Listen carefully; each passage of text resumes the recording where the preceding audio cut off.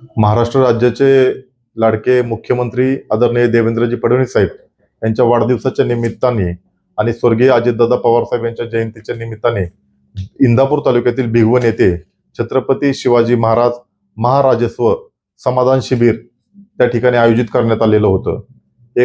गेल्या काही दिवसांपूर्वी आज बरोबर त्या विषयाला 9 दिवस होतात। त्या शिबिरामध्ये डॉक्टर बाबासाहेब आंबेडकर यांच्या फोटो यांची प्रतिमा त्या शिबिरामध्ये ठेवण्यात आलेली नव्हती। त्या संदर्भामध्ये आज बरोबर 9 दिवस होत आहेत।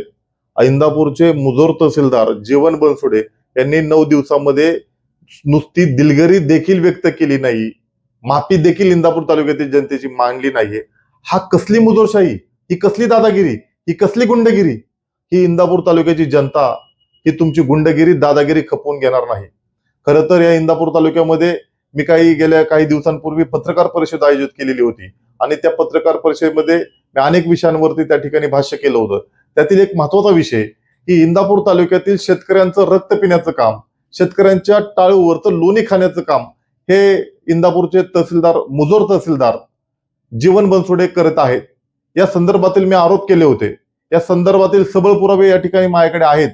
1-2 दिवसामध्ये मी इंदापूर तालुक्यामध्ये इंदापूर शहरामध्ये त्या ठिकाणी या संदर्भातली पत्रकार परिषद घेणार आहे आणि त्या ठिकाणी मी सगळं पुराव्यासह त्या ठिकाणी तो विषय मांडणार आहे।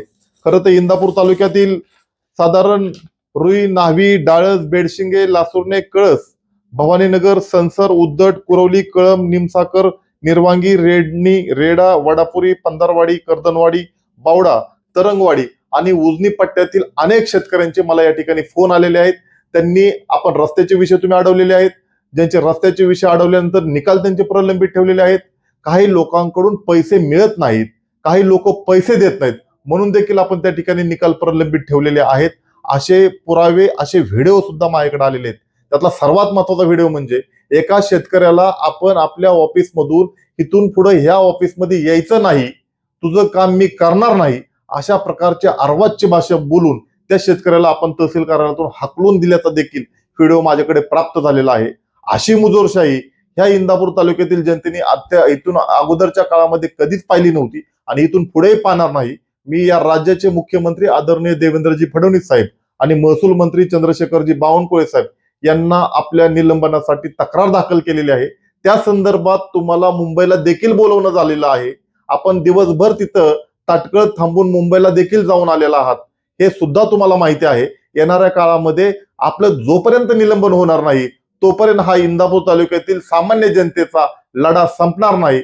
अशा प्रकारची खुणगाट आता आम्ही बांधलेली आहे। एवढंच आजच्या दिवशी बोलतो। जय हिंद, जय महाराष्ट्र, जय भीम।